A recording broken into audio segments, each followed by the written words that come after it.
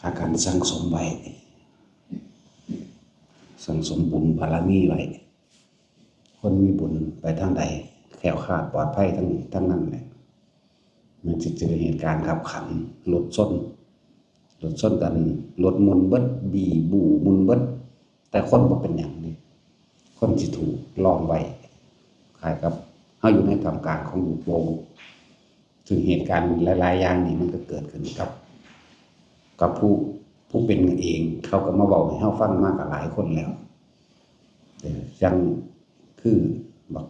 ลำเพิ่นวกศกรบ่ว่าแม่นบ่คือ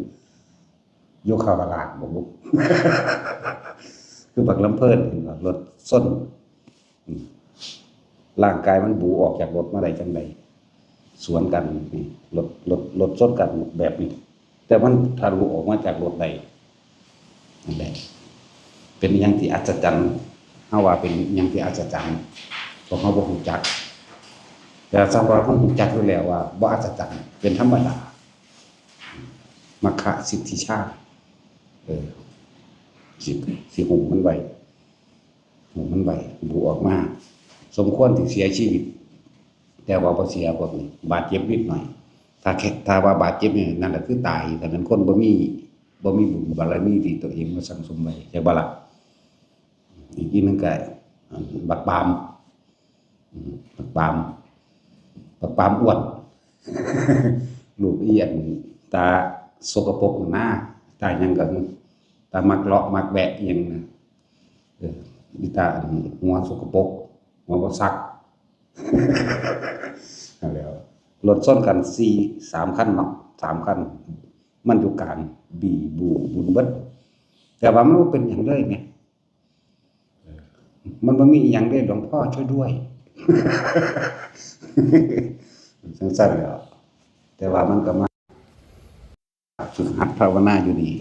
เป็นปีแล้วล่ะ2 ปีแล้วมั้งเนาะสั้นที่จริงคือขันนั้นคือขันต้องเสียชีวิตเองแต่ว่าด้วยบุญของมันเองบารมีมันเองที่มันสั่งสมไว้มันเองรถนี่คือเอาทิ้งคนรอดในเมื่อนั้นมันก็ตั้งใจมาหาหลวงพ่ออยู่แล้วมาวัดนี่แหละมันก็บอกให้พรเอารถมาให้เปลี่ยนใหม่มันก็ขับมาเองอีกคือเก่าจะมาฮอดติมันก็ไม่อยู่นี่บ่โดนนั่นแล้วแต่ที่มันปากเบี้ยวอยู่นั่นนี่ก็แล้วแต่อกุศลกรรมเก่าของมันเองรับมั่งนิดหน่อยอันนั้นก็เลยนิดหน่อยอันนั้นเป็นของดีบ่ได้ก็ต้องรับนั่นแหละเป็นธรรมดาเป็นสำนักแล้วน้อยๆนั่นแหละจังว่าหลายอย่างที่พวกเฮารอดหรือแคล้วคลาดปลอดภัยก็เพราะว่าอาศัยบุญเจ้าเองเด้บ่มีผู้ใดมาถ้าว่ามีเทพเทวดาอินพรหมรักษาบ่มีแต่ว่าสิรักษาตอนที่เฮามีการนึกถึงจักบ่นี่การนึกถึงพระพุทธเจ้ามั่นนึกถึงบทธรรมที่ตัวเองปฏิบัติมาคือการเข้าทรงฌานนี่แหละธรรมแล้วบ่ล่ะแล้วก็นึกถึงพระสงฆ์ผู้เคารพนับถือในการนึกทั้ง3อย่างที่ว่าในพุทธธรรมสงฆ์ก็เรียกว่าจิตมันตั้งมั่นมันเป็นหนึ่งเป็นเอกคตาจิตเป็นฌานเด้น่ะเดินว่าองค์ฌานนั่นแหละรักษาพวกเจ้านั่นแหละพวกนั้นเขาก็เรียกว่ามาเองโดยความเร็วความไวของพวกนั้นเนาะของพวกเทวดาอินพรหมทั้งหลายเนี่ยมันจะเข้าพึบทันทีเลยก็อาศัยจิตที่ตั้งมั่นจิตที่เป็นหนึ่งจิตที่ประกอบด้วยคุณของพระรัตนตรัยที่นึกถึงมันเองนั่นแหละที่จริงให้เพิ่นมาคุ้มครองถือว่าบ่เฮาเฮ็ดเองไม่ใช่ว่าล่ะเฮาก็ต้องอาศัยตัวนั้นเป็นความตั้งมั่นเป็นความตั้งมั่นของจิตเป็นหนึ่งสิบ่ฟุ้งซ่านสิบ่หวาดกลัวสิบ่ย้านจังบ่นี่นึกถึงหลวงพ่อปุ๊บนี่มันก็ตั้งมั่นเป็นหนึ่งล้วนมันหลายคนอยู่เด้ล่ะนะครับอย่างนึงก็คือบุญบารมีหรือการสั่งสมต่างๆเลยเคยปุพเพจักตะปุญญาตาบุญที่เคยทำไว้ในการก่อนมันถึงเวลาสิมาหากันมันก็มาเด้อีหยังล่ะนานาอยู่ดอนไหลนะมันคือหยังวะมาจากเลบานอนบ่ อิสราเอลเนาะเจมส์ที่เจมส์มันก็ฟังคำหลวงพ่ออยู่ล่ะฟังบ่ได้โดนเด้2-3 เดือนนี่แหละมันไปเมืองนอกเนาะมันก็ฝันว่าหลวงพ่อไปดึงเอามันหนีออกมาหลังจากแต่มันก็หนีออกมาอีหลีแบบความฝันหากว่ามีหลวงพ่อไปดึงเด้เอิ้นว่าบุญสัมพันธ์ที่เคยสร้างไว้รวมกันถึงเวลาสิมาสร้างต่อจังซี่นะออกมาแล้วพวกนั้นเขาก็จับเขาไปเป็นตัวประกันในกลุ่มฮามาสนั่นว่ามันกลับมาประเทศไทยแล้วมันมานี่เลย แล้วบวชอยู่เท่าเดิมนี่ตัวอยู่ดอนไลนั่นแหละอย่างนี้แหละมีเจมสงสัยครับนี่แหละจังว่าคนที่สั่งสมบุญบารมีไว้แล้วนะเมื่อถึงข้าวตายก็บ่ตายเด้ไม่ใช่ว่าล่ะแต่ว่าคือมันต่อในศาสตร์นี้นะคือมันต่อไว้ศาสตร์นี้ศาสตร์ที่แล้วมีอยู่แต่เขามาต่อของเก่าเขาอยากบอกมันก็เลยเป็นการพอกพูดถึงเวลานี้มันต้องตายบัดนี้เขาเลยเอิ้นว่าทำบุญหนีบาปก็ได้ทำบุญหนีอกุศลกรรมเก่าก็ได้เอิ้นว่าจังซั่นจังเข้าใจง่ายนะคือลำเพิ่นจังซี่แต่มันบ่ต่อของเก่ามันตายเด้จักว่าล่ะนั่นแหละบักปามคือกันแต่บ่ต่อของเก่าก็ตายคือกันมีเกมมื้อนี้เขาฆ่าตายอยู่ในกลุ่มนั้นแล้วกลุ่มที่เขาจับไปกลุ่มเดียวกันกับมันตายเด้ว่าคนไทยที่ถือส่งกระดูกมานั่นแหละกลุ่มเดียวกันนั่นแหละกลุ่มฮามาสเว้าเรื่องจริงๆแล้วเด้บ่ได้ยกนิทานไก่เด้นิทานไก่นั่นแหละจังซั่นแหละว่าพวกเฮาจะประมาทแล้วก็เมืองไทยประเทศไทยเฮานี่เพราะว่าหยังเฮาคือแคล้วคลาดปลอดภัยจากหลายๆอย่างสงครามมีมาตลอดแต่ว่าเฮาบ่เคยตกเป็นเมืองขึ้นของไผว่าล่ะก็ด้วยอำนาจของทุกคนนี่แหละที่ให้ทานรักษาศีลภาวนาสวดมนต์อุทิศบุญอุทิศส่วนบุญส่วนกุศลให้กับหมู่เทพเทวดาเทวาลักษณ์ทั้งหลายพระสยามเทวทิราชกับพวกรักษาคนปฏิบัติธรรมนั่นแหละรักษาแผ่นดินนี้จริงๆนะมันก็เลยแคล้วคลาดปลอดภัยสงครามโลกครั้งที่2เขาทิ่มระเบิดใหญ่ลง2ลูกบ่แตกจังซี่ก็มีเห็นบ่นะในยุคนั้นช่วงนั้นหลวงปู่มันหลวงปู่บัวหลวงปู่ฝันหลวงปู่จวนมีแต่พ่อแม่ครูอาจารย์รุ่นใหญ่ๆรุ่นเนาะจังซั่นล่ะมันก็บ่แตกตกลงหน้าถ้ำผมก็คักก็เด้ดงหมอทองหลวงปู่จวนบ่แตกตูบักใหญ่พุ่นเด้นั่นน่ะโอ้ยแต่แตกก็ตายเบิดแล้วบัดธรรมดาบ่แม่นระเบิดนิดหน่อยซ้ำนี่ก็ถังแดงตัวนี่ก็ถังน้ำมันอัน200 ลิตรพุ่นนั่นแหละตกลงตามแม่น้ำเจ้าพระยาแน่นั่นนี่สมัยนั้นเพราะว่าอำนาจของคนนี่ศีลธรรมทุกคนนั่นแหละยิ่งมีมากยิ่งปกป้องขอบเขตที่เจ้าของอยู่ใดขอบเขตก็คือประเทศนี่แหละเป็นสั้น แล้วพวกเฮาจึงบอกว่าตกมาอยู่นี่ก็เพราะว่าการสร้างบุญสร้างกุศลรวมกันจึงมาอยู่ในประเทศสมควรปฏิรูปประเทศวาโสจักหมายถึงว่าอยู่ในประเทศอันสมควรสมควรแก่บุญที่ตัวเองเฮ็ดไว้สมควรแก่บารมีที่ตัวเองเฮ็ดไว้เด้มันจึงแคล้วคลาดปลอดภัยมาตลอดก็อีหยังอีกสงครามเฮาก็ผ่านพ้นมาได้ตลอดบ่ได้ตายหมุนบ่แม่นหมุนเบิดเมืองเหมือนเขาเนาะของเขาเบิ่งเอาโลดผู้ใดเบิ่งข่าว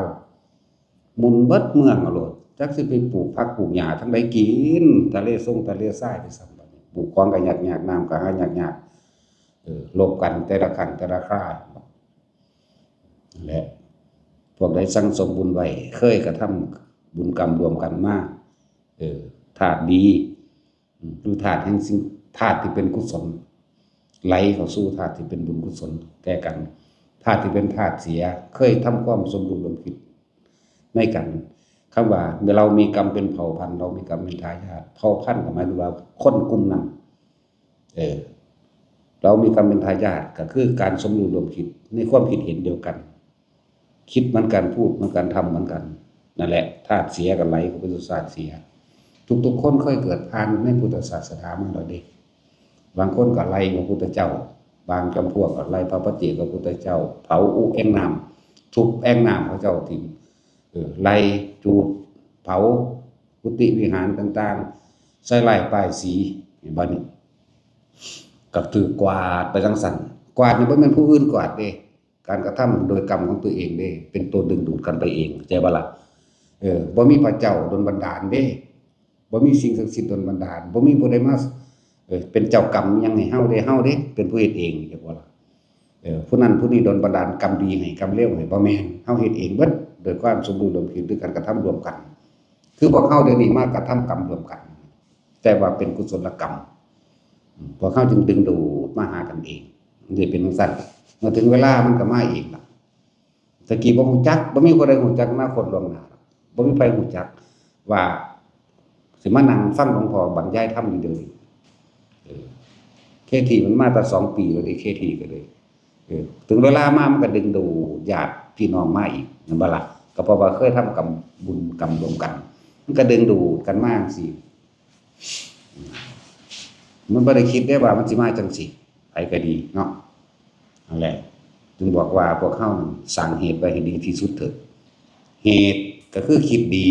คิดอยากให้ทานคิดอยากฟังธรรมคิดอยากฝึกภาวนาอันนั้นอันนี้คิดอยากเฮ็ดกรรมฐานแบบนั้นแบบนี้เด้นี่เอิ้นว่าเหตุส่วนผลมันก็เกิดจากเหตุที่เฮาเฮ็ดไปนั่นแหละสร้างสังสมไปเรื่อยสุดท้ายแล้วมันบ่อยากถึงมันก็ถึงนิพพานนะบ่ล่ะถ้าผู้อยากเร่งรัดตัวเองก็ตัดสินใจถิ่มครอบครัวเลยบ่ว่าหญิงบ่ว่าชายมันเร่งรัดตัวเองเอาเลยได้ทั้งนั้นบ่ได้เลือกเพศบ่ได้เลือกประเทศแล้วบ่เลือกศาสนาพร้อมเด้หลายศาสนาเด้มาฝึกอยู่นำนี่ต่างประเทศพวกนี้เห็นบ่ล่ะถึงเวลามามันก็มาหลายศาสนาอยู่เด้อนั่นเป็นเรื่องของอัตตาตัวตนเป็นเรื่องของลักษณะว่าคนนี้อยู่ประเทศนี้คนนี้ศาสนานี้ซื่อๆเด้แต่ความจริงคือธรรมความจริงของชีวิตความจริงทุกคนมีความปรารถนาเสมอกันเหมือนกันทุกคนปรารถนาความสุขความสมหวังความสะดวกความสบายความอยู่ดีกินดีความบ่อยากคือบ่อยากต้องการสงครามบ่มีผู้ใดต้องการสงครามบ่มีผู้ใดต้องการน้ำท่วมไฟไหม้แผ่นดินถล่มฟ้าผ่าพายุ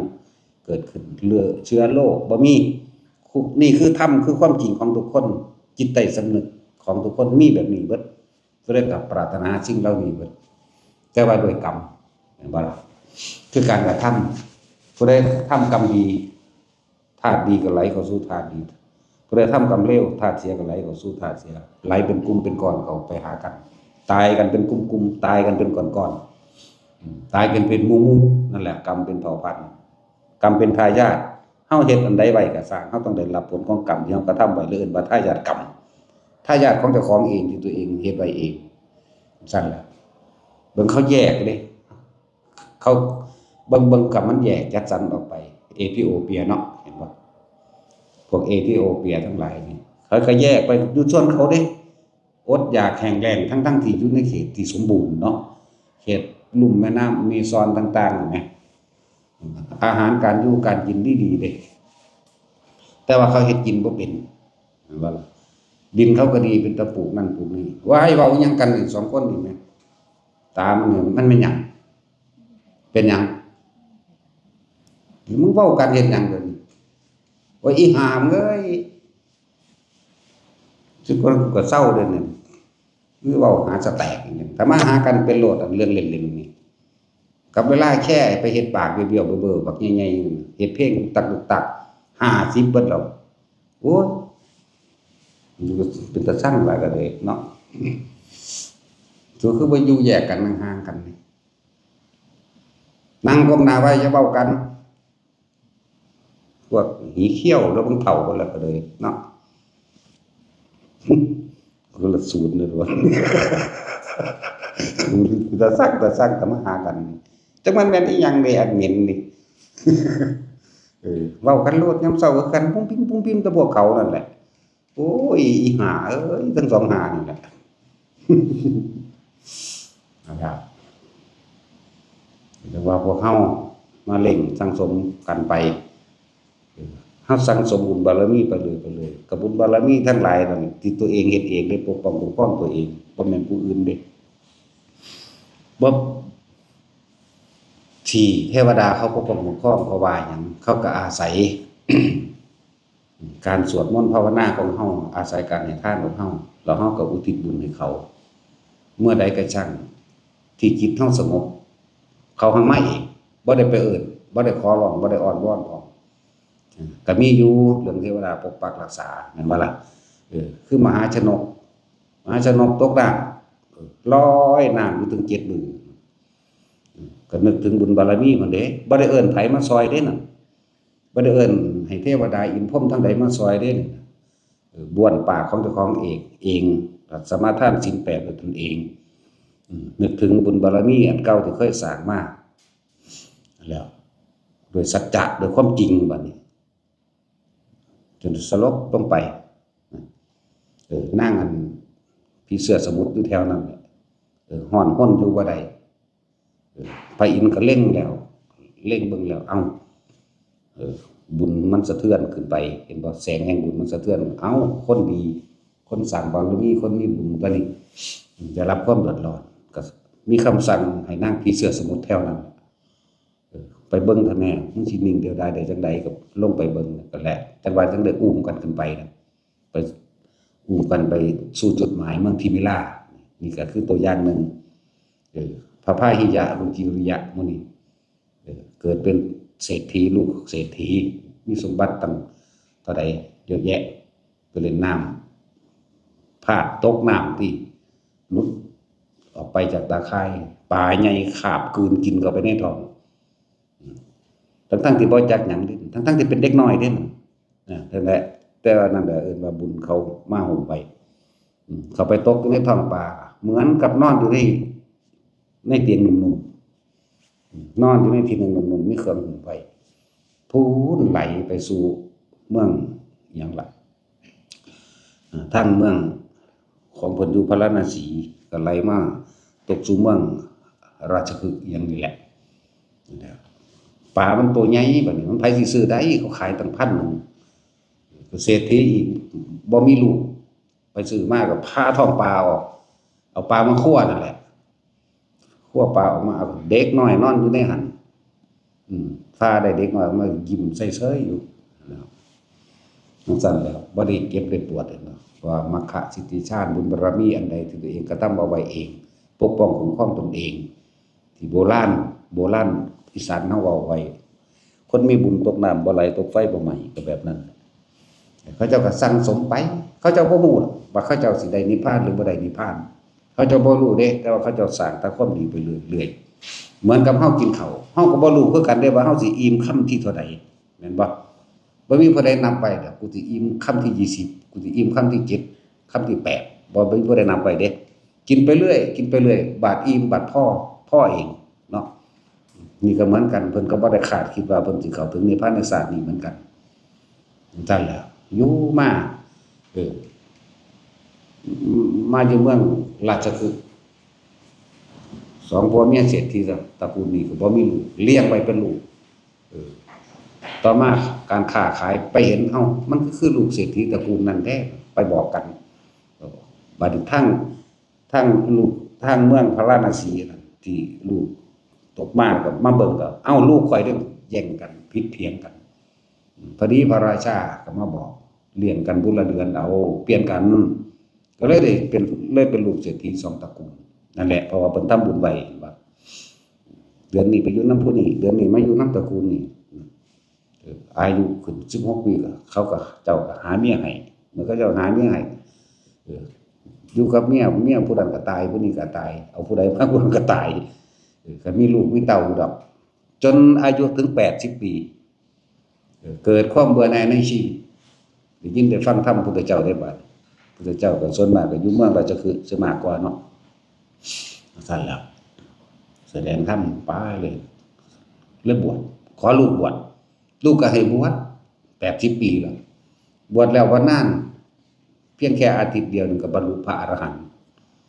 หลังจากบรรลุพระอรหันต์แล้วมีชีวิตยืนยาวไปอีก80ปี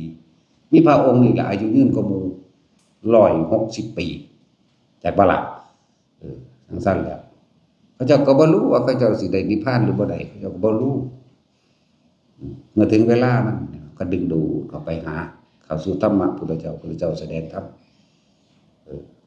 เกิดความสลดสังเวชใจตัวเองเข้าไปบวชนี่แหละพวกเขาก็เหมือนกันเฮ็ดไปแต่ผู้ใดอยากเด้งรักตัวเองก็ตัดใจตัดความอะไรตัดความของเกี่ยว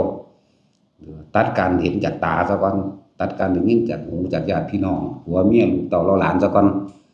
แต่ความอะไรอยู่ภายในใจมันมีอยู่จากว่าแต่ก็มีวิธีฝึกเพื่อให้ลืมสัญญาเพื่อให้ดับสัญญาเพื่อบ่ให้ตัดปริโภทหรือความกังวลต่างๆออกนั่นแหละก็โดยอานาปานสตินั่นแหละดับสัญญาได้ก็ดีที่พระพุทธเจ้าเพิ่นปฏิบัติมาเป็นเวลาตั้ง6 ปีบาสิตัดสรู้ก็ตัดสรู้โดยวิธีของการรู้ลมหายใจตัดสรู้ก็เห็นปฏิจจสมุปบาทความเกิดดับแล้วความสืบต่อ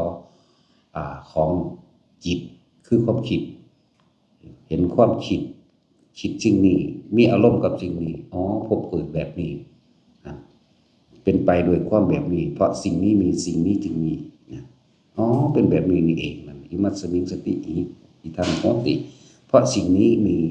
เพราะเฮาคิดคนสัญญาเก่าๆขึ้นมาคนเฮาคิดถึงบ่คิดถึงอนาคตดอกผู้ใดคิดถึงอนาคตใดมันบ่ทันได้เกิดมันทันได้มีความจำเห็นบ่ส่วนมากก็คือคิดถึงอดีตเรื่องเก่าๆกรรมเก่าๆอารมณ์เก่าๆแล้วก็มาปรุงแต่งใหม่ปรุงแต่งเพื่อให้ว่าอยากได้แบบนั้นอยากเป็นแบบนี้ไหลไปเรื่อยอารมณ์ก็เกิดไปนำความคิดนั่นพบเกิดแบบนี้เองถ้าหยุดคิดได้นั่นถ้าหยุดคิดได้นี่อิมัสสุปาทานิรุจติเดบัดนี้ถ้าหยุดคิดได้คือการหยุดคิดต้องบ่นำเรื่องเก่าๆมาคิดบ่มีความคิดนึกปรุงแต่งนี่ปุญญาภิสังขารอปุญญาภิสังขารเนยชาภิสังขารบ่คิดสิ่งใดเลยสักสิ่งสักอย่างอาศัยลมหายใจเป็นเครื่องหล่อเป็นกุศโลบายในการหยุดคิดนามรูปเกิดบ่ได้อายตนะเกิดบ่ได้เวทนาสัญญาสังขารเกิดบ่ได้แบบนี้นี่เองเพิ่นจะว่าเพิ่นตรัสรู้ด้วยใช้วิธีลมหายใจนั่นแหละนั่นเป็นวิธีลมหายใจเป็นสมถะภาวนาวิปัสสนาการพิจารณาทั้งหลายจะเป็นทางปัญญาเกิดว่าเห็นตามความเป็นจริงจับจุดจับจิตได้ต้องหยุดคิดตอนนั้นนะจังบรรลุพระพุทธเจ้าขึ้นมาเมื่อบรรลุอรหันต์แล้วระลึกอย่างต่างๆได้ทั้งเบิดนั่นแหละทั้งว่าพวกเฮาก็สั่งไปเฮ็ดไป ไปท่านใดก็บ่ตกอับดอกแม้นสิได้รับเศษกรรมมั่งนิดหน่อยเล็กน้อยเจ็บไข้ได้ป่วยก็มีนิดหน่อยหรอกบ่ได้มีมากถ้าไปตกสู่ที่อันตรายถึงชีวิตมันยังมีแนวดึงดูดหรือบีบเฮาออกมาเด้แต่ว่าขับรถไปเนี่ยบางคนก็ขับรถฟังธรรมบางคนก็ขับรถภาพว่าสวดมนต์ในใจบางคนก็ทรงฌานไปในตนเองเลยจังซี่แต่สิมีอันตรายเกิดขึ้นข้างหน้าภายใน5 นาทีหรือ1 นาทีก็ชักสิมีดอกแนวว่าสะกิดเฮ็ดให้เฮาปวดเหี่ยวหรือว่าอยากได้นั่นอยากได้นี่เลี้ยวเข้าปั๊มก็มีเด้เลี้ยวเข้าปั๊มก็มีจอดรถลงเหี่ยวข้างทางก็มีนั่นแหละมีอะไรอันนึงสะดุดให้เฮาหยุดรถซะก่อนพอถ้าเฮาหยุดปุ๊บหัน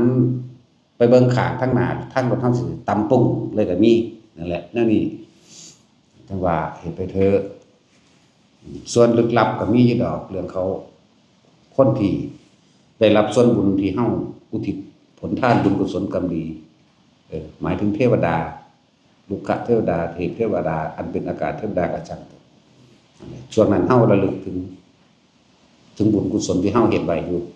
หรือ1ฟังธรรม2สวดมนต์ในตนเองเข้าใจบ่ล่ะ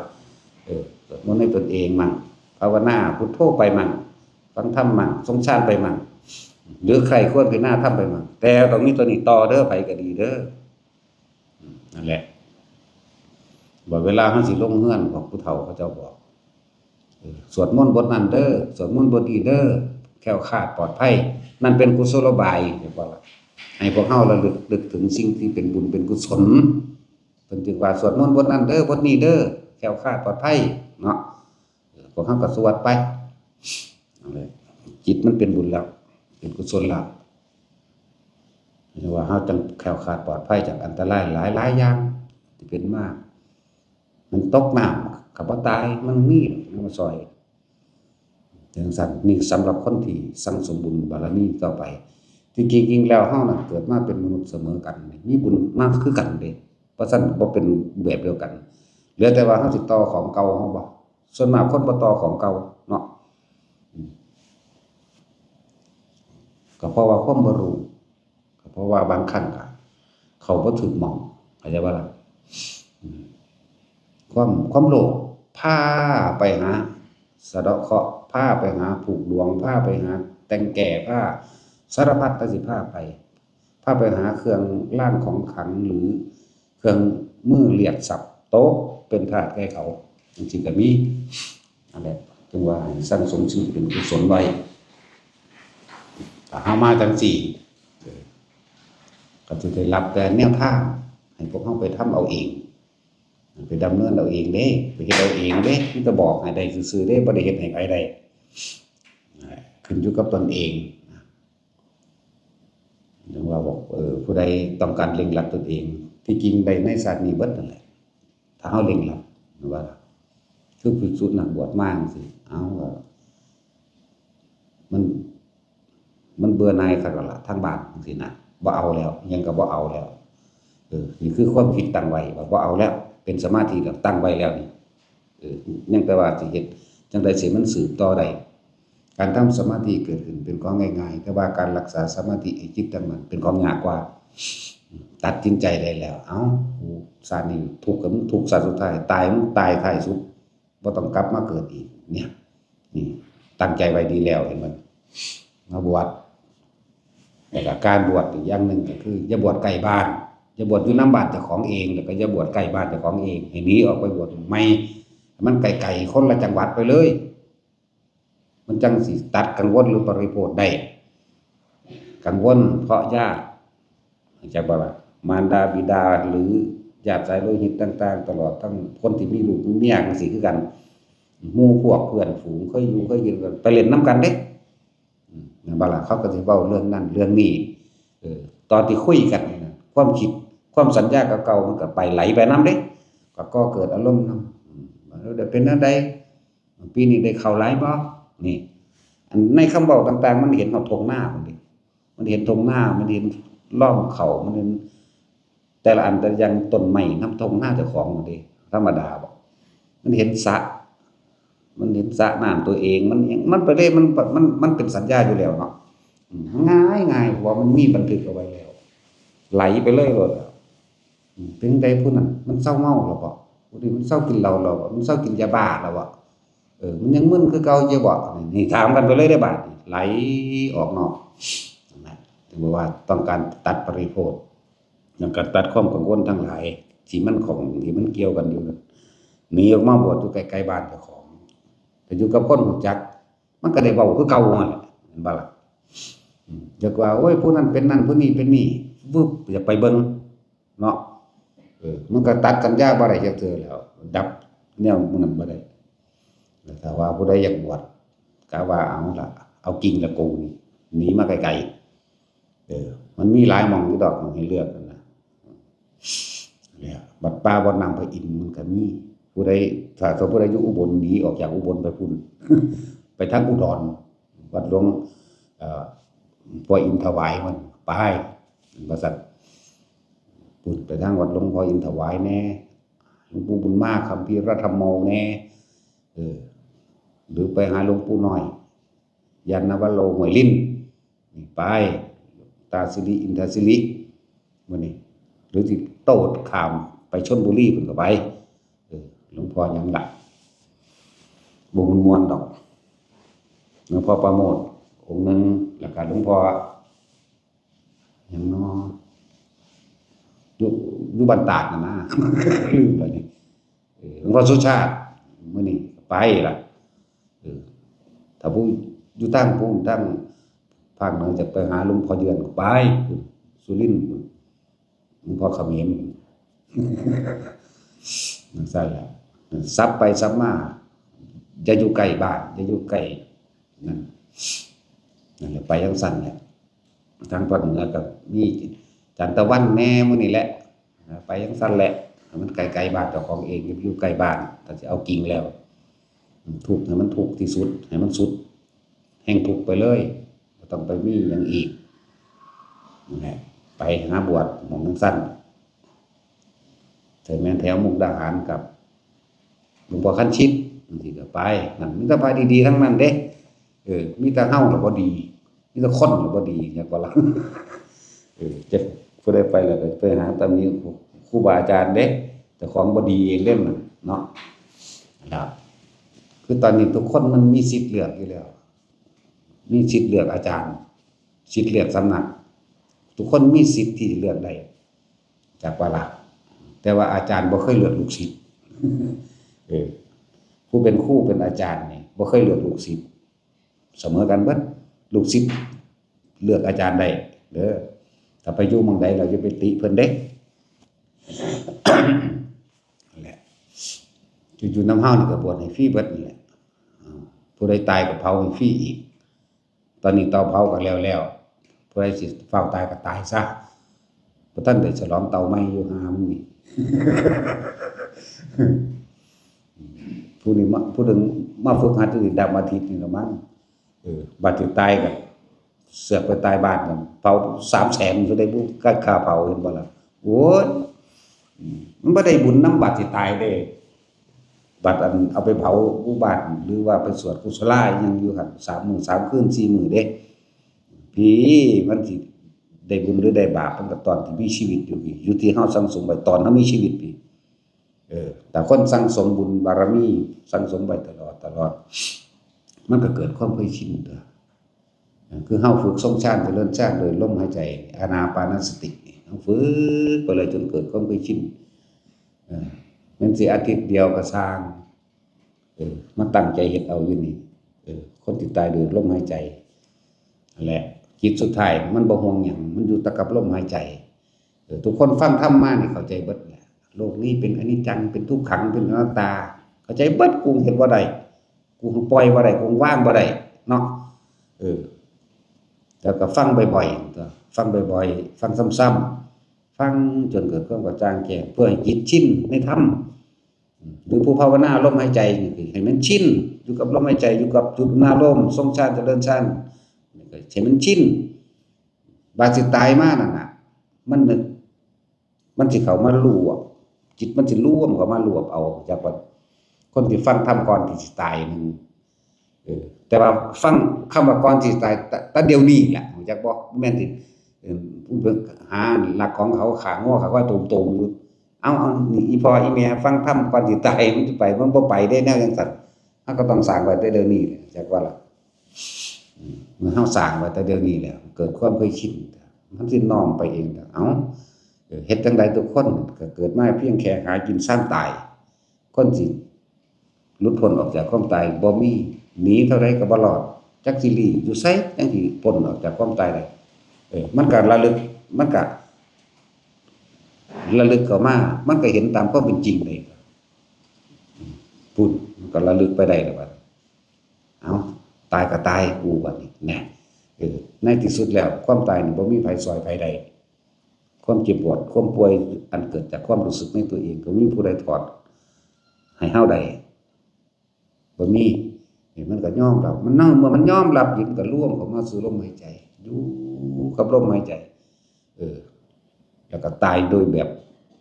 ลืมคิดถึงผู้อื่นไปเลยอยู่เฉพาะในลมหายใจนั่นแล้วไปอย่างต่ำๆกว่าอนาคามีเด้พวกนี้พวกตายโดยปราศจากความคิดนึกถึงบุคคลสัตว์จริงของเนี่ยนี่แหละจังว่าก็เน้นย้ำทุกคนที่มานี่มาฝึกเอาทิ่มไปก่อนวิธีอื่นๆที่พวกเจ้าได้ก็เลยทิ่มไปก่อนอย่าเพิ่งเอานำมาเปรียบมาเทียบเมื่อฝึกได้แล้วก็จังเอาไปเปรียบไปเทียบที่หลังเอาดอกกรรมฐานมีถึง40อย่างแต่ทั้งเบิดนี่คือเป็นหน่องลมหายใจเบิดเป็นหน่องอานาปานสติเบิดอานาปานสติเป็นที่1นอกนั้นเป็นเครื่องเล่นเครื่องอยู่ซื่อๆเด้ในหลายๆอย่างนั่นแหละอนุสติ10 นึกถึงพระพุทธเจ้าพูดนึกถึงตั้งแต่เพิ่นสร้างบารมีมาพุ่นธรรมานุสติระลึกถึงอันนี้สำคัญแต่ว่าก็เป็นการระลึกซื่อๆอยากว่าล่ะแต่ว่าก็ต้องอาศัยการระลึกนึกถึงใครควรที่น่าที่สุดแล้วจะได้ให้มันเกิดความโล่งใจพุ่นล่ะนึกถึงพระสงฆ์ที่เฮาเคารพนับถือเป็นสังฆานุสตินึกถึงศีลานุสตินึกถึงเฮาที่ตั้งเจตนาไว้ว่าบ่ฆ่าสัตว์บ่ลักทรัพย์บ่ประพฤติผิดในการว่าไปนึกถึงจาคานุสตินึกถึงทานนี่นึกถึงทานมั่งนึกถึงเทวตานุสติมั่งคือหิริโอตตัปปะเทวธรรมอันใดที่ทำให้เกิดเป็นเทวดาได้ก็คือการนึกถึงความเกรงกลัวต่อบาปความละอายต่อบาปแล้วก็ความที่ต้องไปรับผลของกรรมที่เฮากระทำเองอันเป็นบาปลืมไปนั่นแหละระลึกไปเรื่อยจนถึงมรณานุสตินี่เวลาคนเฮาเกิดมาตายแน่นอนแต่ก็ยังบ้างบ่ได้ในปัจจุบันระลึกถึงความตายยอมรับอยู่ตายแต่ว่าเวลาคนมาด่ากูสูญขึ้นโลดกูบ่จักตายตอนกูเอาชนะเนาะแม่นบ่ล่ะเรื่องซั่นเด้ว่าถ้าเว้าพื้นกูแน่ไผเว้ามื้อใดเอาละบาดนี้ฮู้อยู่ว่าสิตายเนาะมันนั่งสูญควบคุมบ่ได้จนถึงระลึกถึงอุปสัมมานุสติเรียกว่านึกถึงพระนิพพานเป็นที่สุดนี่เรียกว่าอนุสติ10อสุภะก็10กสิณก็10เป็นเครื่องเล่นนึงได้กสิณนั่นน่ะเป็นเครื่องเล่นเครื่องข่มใจมีกสิณดินกสิณน้ำกสิณลมกสิณไฟสีเหลืองสีเขียวสีแดงกสิณอากาศนะระลึกไปกสิณแสงสว่างเนี่ย10อย่างก็เป็นเครื่องเล่นเครื่องคุ้มจิตเป็นเครื่องส่งอารมณ์มันเป็นกุศลไว้รูปฌาน4นี่คือและอรูปฌาน4และตลอดทั้งอัปปมัญญาเมตตาพรหมวิหาร4ก็เป็นกสิณก็เป็นกรรมฐาน40อย่างแต่ว่าเฮาน้อมเข้ามาสู่อานาปานสติเอาอันเดียวจริงๆเฮ็ดเป็นเบิดเด้ที่บอกว่า40อย่างนี่เป็นเบิดตัวสิกสิณหยังก็สร้างได้แต่เป็นเด็กน้อยนึกยามใดมันก็ได้ยามนั้นแหละตะกี้ก็เป็นบ้าอยู่อยากบ่ล่ะโอ้ยเห็นสวรรค์นรกก็มาเว้าความนั้นความนี้แต่ว่าถ้าคนมาเถียงกูสูญก็โลดนี่ละอารมณ์บ่ได้เห็นบ่กูเห็นจังซี่มันเป็นจังซี่จังซี่ยืนยันตัดสินเห็นบ่ล่ะแต่นี่บ่แล้วแต่ฝันไปแล้วก็แล้วไปจังซี่แหละคือเฮาต้องปล่อยมันออกทั้งเบิดเลยปล่อยความรู้ปล่อยรู้หมดรู้ปล่อยบ่เอาอย่างทั้งนั้นแหละแต่ว่าที่ฝึกหัดให้ทุกๆคนคือการทรงฌานเจริญฌานโดยอานาปานสติที่พระพุทธเจ้าเว้ารู้ที่สุดก็คืออานาปานสติปฐมฌานทุติยฌานว่าปฐมฌานวิตกนี่เป็นผู้มีสติรู้อยู่หายใจเข้าหายใจออกประคองเอาไว้จะไปคิดถึงสิ่งอื่นนอกจากทำความรู้สึกอยู่กับลมหายใจเข้าและออกอาการปิติก็เกิดขึ้นเนี่ยนั่นแหละจิตก็ร่วมเป็นกุศลเรียกว่าเอกคตาจิตบัดนี้เฮามาใส่วิธีดัดแปลงเอาจักว่าเฮาสิดัดแปลงเอาจักว่าเฮาต้องสร้างกรรมฐานขึ้นมาอันหนึ่งโดยอาศัยอาการปิติมาเป็นเครื่องยืนยันว่าตัวเองนี่อยู่ในขั้นปฐมฌานรู้ลมมีความรู้สึกอยู่กับลมหายใจเข้าออกแล้วเอาอาการปิติมาไว้ตรงกลางระหว่างคิ้วหรือกลางหน้าผากจุดเริ่มต้นมันแหลกมันอยู่ในกลางวางคิ้วถ้ามันเปลี่ยนไปต่อไปแล้วมันสิสาบซ่านขึ้นไประหว่างหน้าผากจนถึงขึ้นหัวหรอกนี่คือปฐมฌานเป็นผู้มีสติรู้อยู่อันนี้เป็นจิตหนึ่งแล้วได้นี่เอิ้นว่าจิตร่วมกันได้ร่วมตัวมันทำความรู้สึกตัวทั่วพร้อมอยู่ในกายเพียงอันหนึ่งกายเวทนาจิตเวทนากายเรียกว่าเป็นผู้มีสติรู้อยู่รู้หยังรู้สึกตัวนั่นแหละเพียงแค่ปฐมฌานก็สามารถเข้าถึงบรรลุธรรมได้เลยจากมันเข้าถึงโสดาสกิทาคาจนถึงอรหันต์ได้เบิดนั่นแหละแต่ถ้ามันมีกำลังของมันแล้วมันก็สิมันก็สิรู้ทันความคิดดอกจิตธรรมดาก็เป็นศูนย์รวมสรรพสิ่งในความรู้สัพพะความรู้สัญญาเวทนาสังขารวิญญาณรวมแล้วก็คือจิตก็คือผู้รู้นี่รู้เบิดนั่นแหละแต่ว่ามันสิเอาทันบ่ได้นั่นบ่ล่ะหมายถึงอาการของจิตก็คือความคิด จากวันจิตเป็นผู้รู้สั่งสมอยู่เฉพาะมันเองเนาะอาศัยตาหูจมูกลิ้นกายไปกระทบสัมผัสตาเห็นปุ๊บด้วยความเคยชินของมันมักคิดโลดเห็นคนผู้หญิงอย่างมากอีห่านี่คือขี้ร้ายอ่ะนี่คืองามเลยนี่เห็นบ่ความคิดออกแล้ว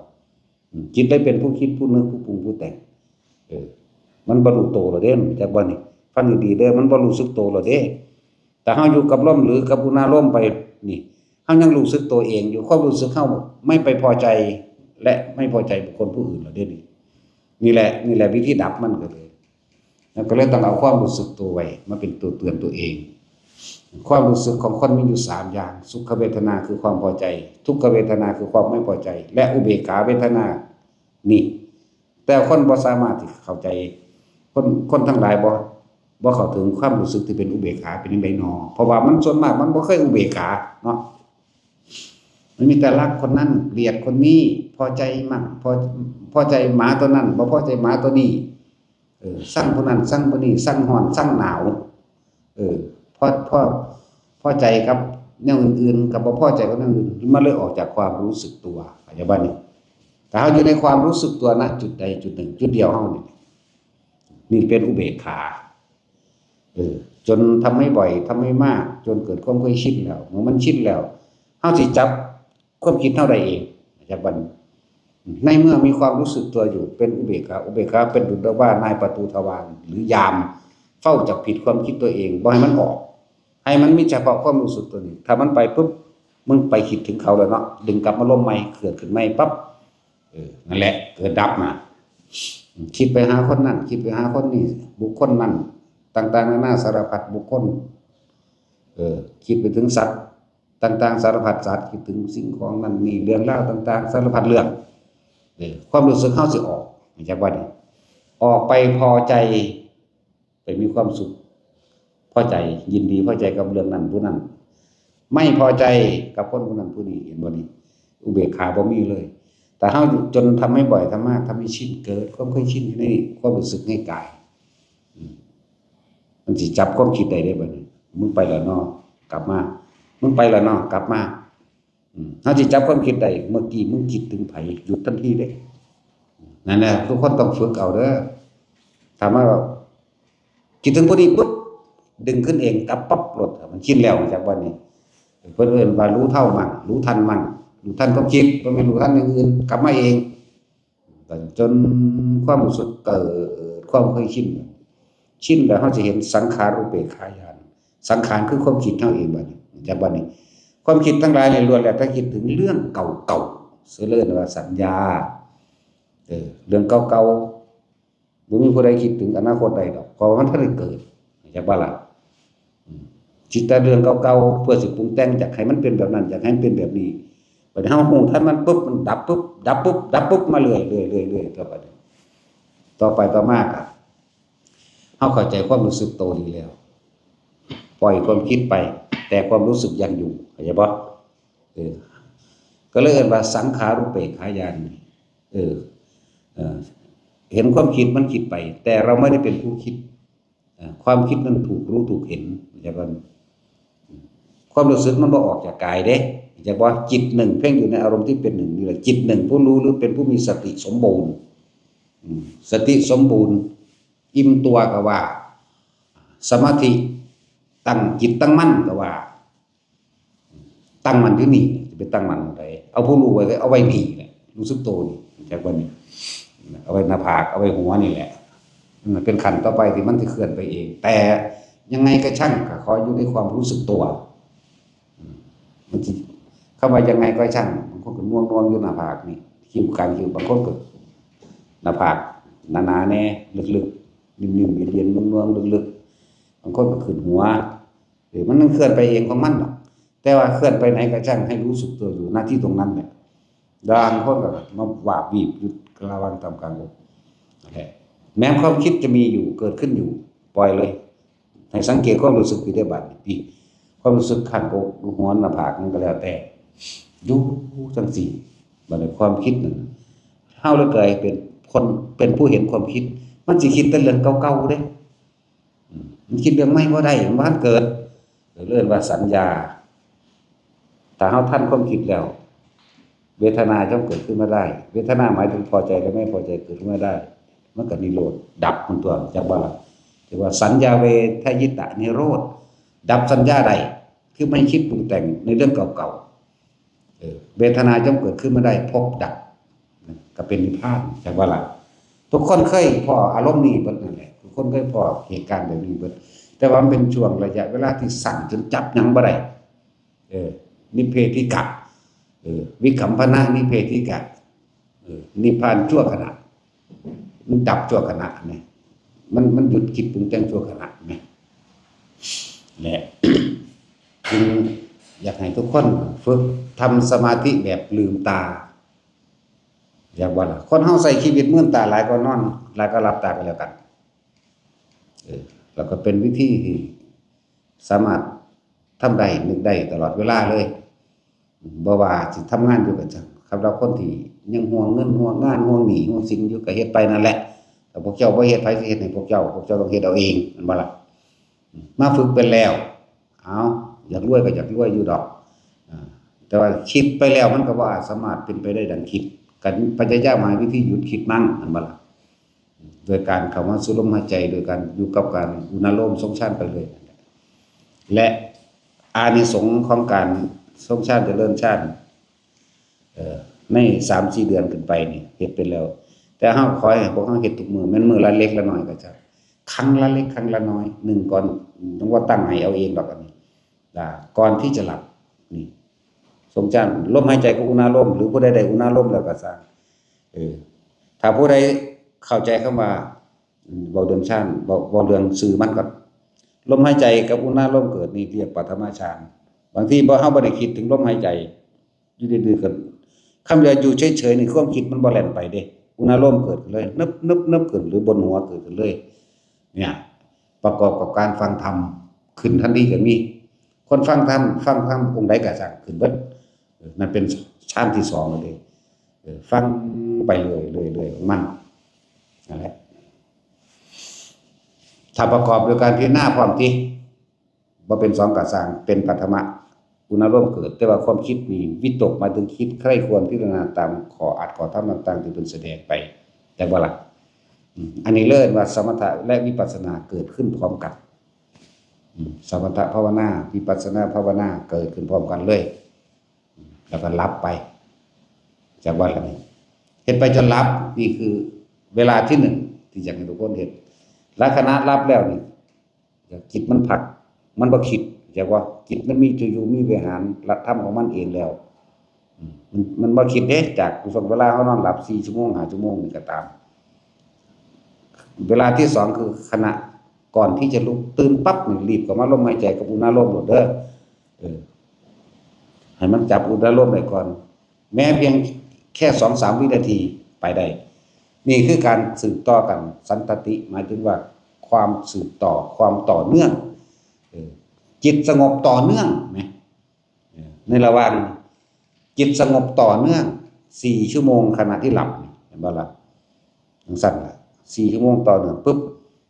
หลังจากนั้นก็ไปทำภารกิจการเงินการงานการหยังก็ว่าไปขณะครั้งที่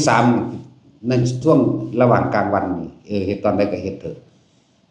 กินข้าวแล้วก็นั่งเบิ่งลมจักหน่อยก็นะจักนาทีนึงก็นะเอานี่เหตุการณ์หลายๆอย่างในการเงินการงานเฮาสิเปลี่ยนแปลงภายใน3 เดือนที่ 4รับผล1เป็นผู้เจริญด้วยโภคทรัพย์ของอยู่ของกินของใช้ต่างๆจักว่ามันสิค่อยๆมาเองจักว่าล่ะถึงว่าเป็นผู้เจริญด้วยโภคทรัพย์ของอุปโภคบริโภคตลอดทั้งเงินนั่นแหละไปมันสิค่อยๆขึ้นก็มาเองของมันเองดอกนี่คืออานิสงส์หรือผลพลอยได้อานิสงส์ผลพลอยได้เป็นสี่นี่คือจุดหนึ่งคนขายของก็บ่ต้องไปคิดเร่งให้มันขายได้คักดอกไผก็จะขายได้เบิดโดยจุดหมายของเฮาน่ะมันบ่ซั่นแต่ว่ามื้อความคิดเฮ็ดจังซั่นจังซี่ทุกคือแล้วมันบ่ขายได้หยุดคิดมั่งนั่นแหละบุญเกิดขึ้นแล้วในความสงบบุญคือความสงบเย็นดับความเร่าร้อนกระวนกระวายในความกระหายในความอยากได้อยากดีอย่างนี้เป็นของตนเองมันเกิดขึ้นแล้วผล ของบุญนี้แพร่กระจายออกไปณสถานที่นั้นๆย่อมมีเป็นมงคลแล้วหรือว่ามีเทวดาเข้าใจบ่นี่เพราะเขามาจากความสงบเย็นภายในใจของเขาบุญมันเกิดเทวดาก็เขามารองเองเพราะเขาก็อาศัยโมทนานำเฮาโดยอาการปิติหมู่พรหมทั้งหลายก็เอาปิตินั่นแหละคืออาหารของหมู่พรหมจังซั่นหรือเทวดาจังซี่ก็อยากอยู่ใกล้รักษาเฮาทันทีโลดนี่โดยที่เฮาบ่ได้เรียกร้องมาเองอันตรายใดๆก็ปลอดภัยพร้อมเด้เข้าใจบ่นี่อันสิปลอดภัยจากอันตรายใดๆทั้งปวงบัดทุกอย่างพร้อมเด้แต่เฮาเฮ็ดอยู่เข้าใจบ่นี่เทวดามารพรหมทั้งหลายมาอาจสามารถทำอันตรายได้กับบุคคลผู้เข้าอยู่ในอานาปานสติเข้าใจบ่นี่นี่คืออานิสงส์จักระโรคภัยไข้เจ็บ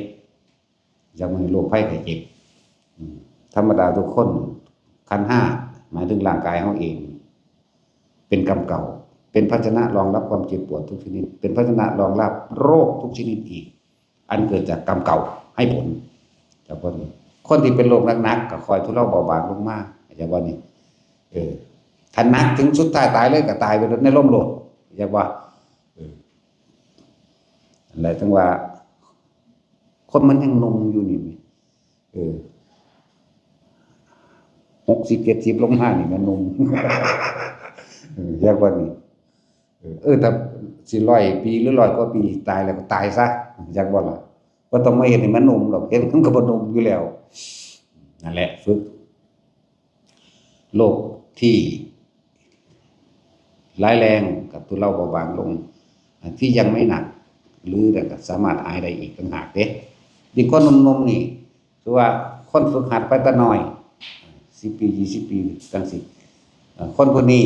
ถึงเวลารับกรรมเก่า40 ปีสิป่วยเป็นมะเร็งสิเป็นโรคอันนั้นโรคอันนี้บ่เป็นเพราะว่าหยังอำนาจบุญบารมีส่งผลไปเวลา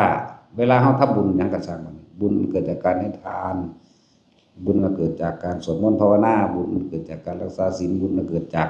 การทำความดีทุกอย่างนั่นแหละก็เฮาก็มีการอุทิศแม่นบ่ขอผลทานบุญกุศลกรรมดีนี่ที่ข้าพเจ้าก็ทำมาแล้วตั้งแต่นี้จนถึงปัจจุบันนี้จงถึงแด่สรรพสัตว์ทั้งหลายไม่มีที่สุดไม่มีมารทุกข์โลบันดามีพวกเจ้ากรรมนายเวรต่างๆเมื่อถึงเวลามันก็มาจากความคิดเท่านั้นแหละบัดนี้ความคิดเฮาถูกตัดออกบ่คิดถึงเรื่องหลายๆบ่ซอดึงเจ้ากรรมนายเวรมาบ่ซอเรื่องเล่าร้อนกระวนกระวายมาเฮ็ดให้ร่างกายร้อนเด้คนคิดร้อนนั่นบ่ล่ะเฮ็ดให้ร่างกายเดือดอย่างว่านี้นั่นแหละพวกเจ้ากรรมนายเวรต่างๆแม้กระทั่งเทพเทวดาอินทร์พรหมทั้งหลายที่เขาสามารถรับส่วนบุญกุศลที่เฮาอุทิศออกไปได้เขาก็รับเมื่อเขารับแล้วว่าโรคภัยไข้เจ็บในตัวเฮาเองคอยทุเลาเบาบางครับถึงขั้นหายเป็นในที่สุดจังซี่นะนี่แหละคือผลพลอยได้จากการทำภาวนาอานาปานสตินี่คือผลพลอยได้มันเป็นอานิสงส์มีอานิสงส์มากมีอานิสงส์ใหญ่นั่นแหละแล้วคนที่ทำอานาปานสติทำให้บ่อยทำให้มากทำให้ชินได้อรหันตผลในขณะมีชีวิตอยู่นี่อันนี้คือตัวใหญ่มาเลยตัวสุดยอดมันจะอรหันตผลในขณะที่มีชีวิตอยู่ถึงกระนั้นถึงแม้ว่าไม่ได้ในขณะที่มีชีวิตอยู่สมมุติว่าคนปฏิบัติเต็ม 100% ก็ได้อรหันต์ในเต็ม100ในขณะมีชีวิตอยู่บัดนี้เอาเฮ็ดจัก 75% เพิ่งจะได้อรหันต์ในขณะที่สิ้นใจนี่แหละที่คนส่วนที่เพิ่นเน้นย้ำหนักหนาว่าคนป่วยเด้อคนป่วยนอนฟังธรรม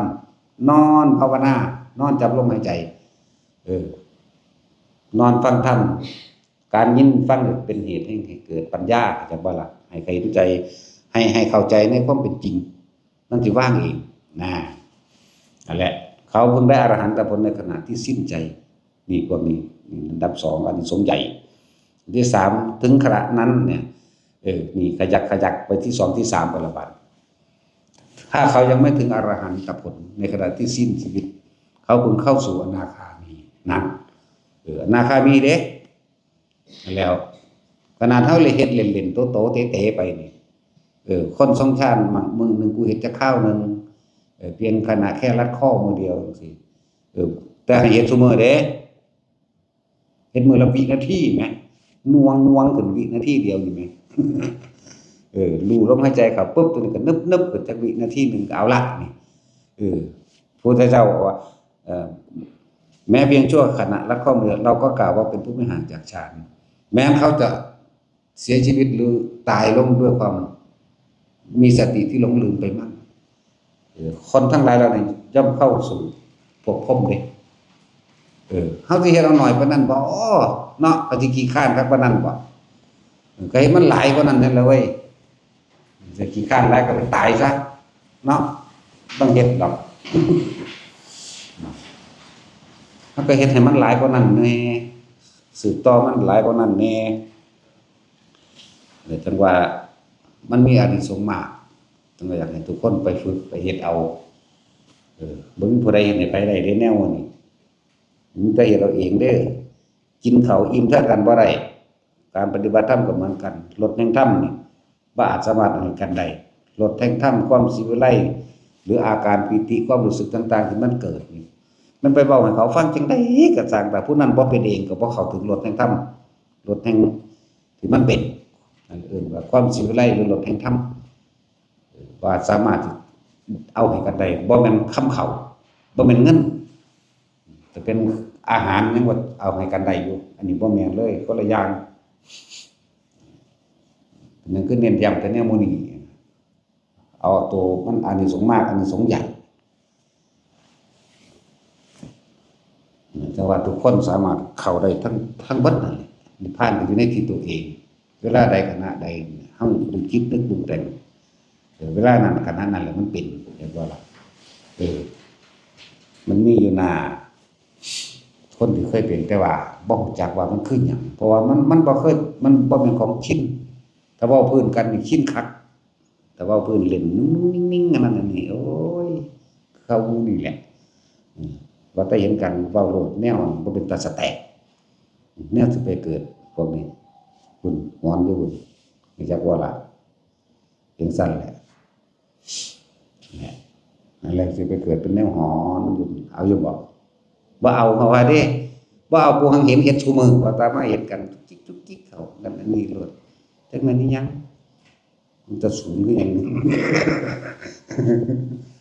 กูสาบมันเป็นหมาซะบ่ว่า เป็นตาฝึกเอาเด้อไปก็ดีเฮ็ด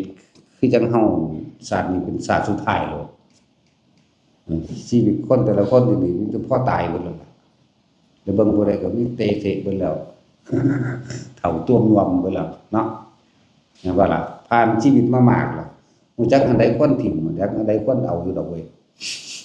อันใดพอทิ่มก็ทิ่มนั่นแหละว่าแต่ละคนก็ไปฝึกเอาผู้ใดบ่ทันเป็นก็ไปฝึกให้มันเป็นว่างไปซะก่อนความรู้ความจำเก่าๆความรู้จริงกับความรู้จำมันต่างกันคือหยังมันคือคนหันหลังให้กันนี่นึงเด้เมื่อมันเฮ็ดเป็นแล้วมันจังสิเข้าถึงกันเองมันจังสิประมวลเป็นเนื้อเดียวกันได้เพิ่นเว้าวิตกวิจารปิติสุขเอกตาเป็นปฐมฌานอ๋อเป็นแบบนี้นี่ตัวเองเฮ็ดเป็นแล้วก็อ๋อคืออันนี้นี่เองกุตกาปิติเป็นแบบนี้นี่เองภารณาปิติเป็นแบบนี้นี่เองอุปงคาปิติเป็นแบบนี้นี่เองปิติ5อย่างเป็นแบบนี้นี่เองโอ้นี่เข้ากับตำราได้บ่นี่ปั๊บเป็นอันเดียวกันบ่แยกแต่คนเฮ็ดเป็นแล้วนะจังหวะไปฝึกเอามันสิบอกอาการผิดเบิดบัดนี้นั่นคือความรู้จริงของเฮาเองเพราะว่าเฮาสัมผัสเอาเองจังซั่นสมาทานสั่งอีป่าเหลือเบิ่งหน้ากูตัวบ่พอใจจะมาเด้อ